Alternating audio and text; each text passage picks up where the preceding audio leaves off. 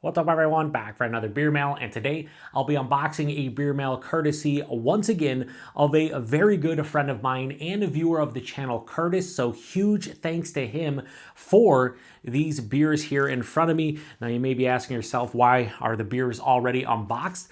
Well, that's a good question. The answer is that Curtis gave me a heads up that the box he sent was humongous and that it also had packing peanuts in it.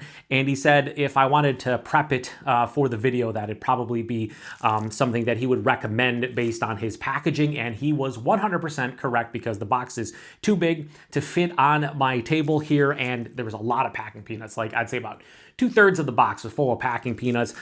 These beers here that are in bubble wrap were also in baggies, Ziploc bags. They were all taped up and whatnot. It would have probably taken me an extra 10 minutes to unbox everything on camera. So we're saving some time, because you know the beer mail unboxing videos on my channel, along with pretty much every other video, extremely long. So as far as the beers that he sent, I don't know exactly what he sent outside of him saying that there are 4 lagers from a local brewery that him and his wife really do enjoy. I don't know what that brewery is whatsoever, but I just know there's 4 lagers in here. Looks like he sent 10 beers in total. There are, I believe, 8 cans, and I'm sure these are bottles, but I'm not positive, but I think these are both bottles. So we got 10 beers in total. Like I said, I really don't know anything about it, so we are gonna start unboxing right now. So we're gonna get into the cans first, and I did like pre-cut them too, just so maybe it'd be a little bit easier, but he did package these extremely well. So I did cut these a little bit. Now I can barely make out anything on the, you know, the 4 packs of the cans and whatnot. So nothing was ruined as far as, you know, me cutting these open, pre-cutting and, you know, taking them out of the box. I can't really tell any of the labels whatsoever, but I thought this would be a little bit easier with the pre-cut. I'm sure on my new mic this sounds fantastic, right? So, all right, we'll do that. I'm not even gonna try to look at them. I'm not gonna try to look at them until I get them all out, because I don't want to start like my mind racing as I'm trying to open these up. As I'm looking and be like, oh, that's really cool, I can't believe you sent that, or oh man, I can't believe you sent that one, and meanwhile I'm struggling to open this up. So, but yeah, that actually worked quite well. Now, I did pre-cut these ever so slightly, but I think this is going to be taking a little bit longer to open here. I do have a cheap box cutter off. Oh, wow. So not only did he bubble wrap it, but he wrapped it. You know what? Let me get the other one out and see if it's the same thing or if it's a little bit different. But wow, that looks like a clear bottle. I shouldn't be surprised, because he told me there was one in a clear vessel. I didn't think about a bottle. Joe, it wouldn't be a can, you idiot. And I did not pre-cut this as well as the rest. So you guys still have to sit through this. Listen, he boxed these for pretty much every. I should do it away from myself, but I'm gonna go down here. See if that helped me. That definitely helped quite a bit. So I'm going to reuse everything here. This looks like a big dark beer based on what I'm seeing in there. We'll just put that over here. Again, try not to look at any of these, because don't want to spoil anything, and we'll keep the bottles for last. So we got that, and then this, of course. Should I go through the, maybe I'll go the other way. I don't know. You know, it is a bottle. So I'll just cut it through the side here. What the hell, it's a, I couldn't tell you what what's in here. It looks like a light beer of some sort. I don't know. All right, so it's a clear bottle. He did say that he didn't find it skunky or anything, so there's that. So everything's on the ground now. Okay, let's go through the first 6-pack over here, which is a Burial beer. So the first beer here is from the Burial, I think is it Beer Company? Yeah, Burial Beer Company out of Asheville, North Carolina, and this is their Shadow Clock Pilsner, 5% alcohol by volume. They have a whole spiel. Freshness, 12/30/14. Batch, 31/26. So awesome. We have a Burial beer here. That's awesome. I wonder if he placed an order and sent me some stuff, and then they have a whole spiel here on the back that, again, I'll read when the review happens, but it doesn't matter. But yeah, so a Pilsner from Burial. Sign me up. Next, another Burial beer. I'm thinking, Curtis, that you did an order and you're sending me some extras. This is awesome. So right on the side here, it says Burial beer in collaboration with Cellar Maker, 4.5%. Essential. This is for the pledges we made and the challenges faced. Czech style pale lager, and this one was canned on December 27th of 2024. So difficulties mastered our opportunities. I can't read that last part. Something. Yeah, so another barrel beer. Awesome. I haven't had barrel in a hot minute. That is sweet, my friends. I was going to show you the back, but there's nothing to show. So 2 beers from Burial. So are there going to be more beers from Burial? I have no idea. Oh, so this is not Burial. Who is this? I'm probably going to butcher this. Gamute Biergarten? Yeah, Gamute Biergarten, I'd say. They are out of Columbus, Ohio. So this has to be one of the beers that he said him and his wife enjoy. Beer to go, malt, hops, yeast, water, brewed in Columbus, Ohio. So this is a German beer garden, I guess, in Columbus. Woden's Hunt Dunkel. So, and he paid $3.25 for it. So that's pretty cool. And Gamute. I don't know if I'm saying that incorrectly, but Curtis, you can correct me or tell me when we chat later on tonight. But that's pretty sweet. They don't have a 35 IBUs, 5.8% is a Dunkel style lager.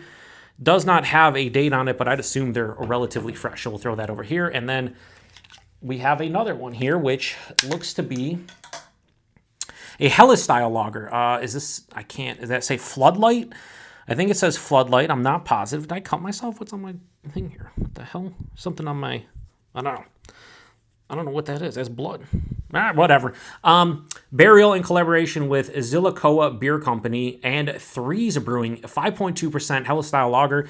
And this one is from December 6th. So we have another Burial beer. So he sent me a lot of Burial beers. Get my face out of the way so pretty sweet. Obviously, Burial kills it with their packaging and their labels and everything. Is this all Burial? Did he send me all Burial? It looks like he sent me all Burial. This is insane. Like, aside from the... So, I don't know. I may have misread what Curtis said, but I thought he said that 4 of them were from his local Columbus. Maybe he just meant 1 or 2 of them. I don't know. All right, so this is another Burial. Somewhere to Go to Transform Yourself, India Pale Ale. So another Burial, 7.5%. They have a spiel we'll read when we do the review. And December 31st of 2024, so relatively fresh. That's a sick can art. Jesus. All right, another Burial beer. Now we got another one. This is their Profit Maker Double Dry Hopped Pale Ale, 5.2%. No collaboration, and this one is from December 20th of 2024. Seek knowledge from cradle to the grave. Again, they kill it with their labels. Their labels are absolutely fan-fucking-tastic. They got the skull going. That's sick. Okay. I did not expect a whole beer mail of Burial stuff. Curtis and I have been talking, and he's like, over the past couple months, he mentioned, he's like, oh, you ever going to place an order of Burial? I'm pretty sure they ship to New York State. And I was like, you know what? Maybe I'll go in with the FLX guys at some point or some local folks. And I guess Curtis just got sick of waiting. So anyway, it says, some kind of spectacle unbeknownst to you. West Coast style IPA. This is 6.8% in collaboration with Trillium. A West Coast IPA in collaboration with Trillium. Interesting. December 30th, can you see it? Sure. What can I see? Awesome label art. Yeah, the label art on these are just, these are fantastic. Like, it's insane. And then another Burial. This is their postmodern depictions of natural phenomenon. Is it that phenomenal? Of natural phenomenal?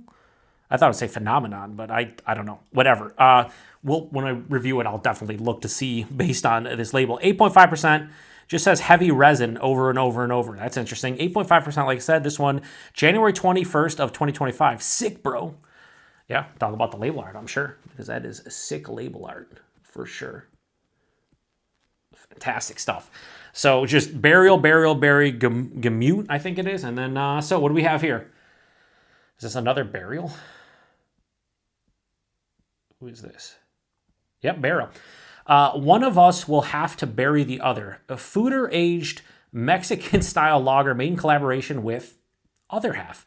4.6%. Again, it's in a clear bottle. So yeah, that's awesome. Another awesome label. But yeah, that's insane. So interesting. Very, very interesting. Last but not least, I'm assuming burial. So again, I misread what he said, or I didn't pick up on it because I'm not smart. Gamute is the only non-burial beer here. Insane. Yeah, insane. Okay, so this one is Never Not Longing for Your Despair.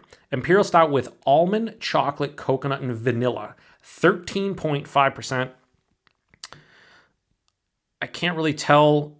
They have like a code on here, but we'll see when they release it. I'd imagine these are all from December or January. So again, another awesome label here. Absolutely sick. All right, so as you can see, I did not set these up properly on camera here, it looks like, but yeah, whatever. This is a crazy beer mill, Curtis. Absolutely crazy, dude. So we have, in total, 10 different beers, and all but one of them are from Burial. So this is essentially a Burial beer mail that, like, if I would have placed my own order and like went in with somebody, this is probably similar to what I would, pick up.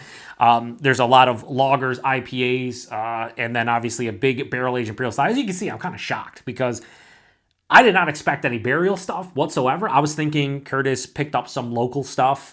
Maybe we went on a little bit of a trip or whatever. The fact that 9 of the 10 of these beers are Burial is pretty sick. I have not really been able to try a bunch of their stuff. I've had a couple beers from them, so now I get to properly introduce myself to them as a whole, and I could not be happier. So as you can see, like I said, I'm speechless. Thank you very much, Curtis. Really cool of you. And I'm going to get to the hop forward stuff first. I'm sure the lagers can age for another a month or two. I'll try to get to this quicker, but I'm going to put this right in the fridge where it's dark. So the light will be shining on that because I don't want any the light.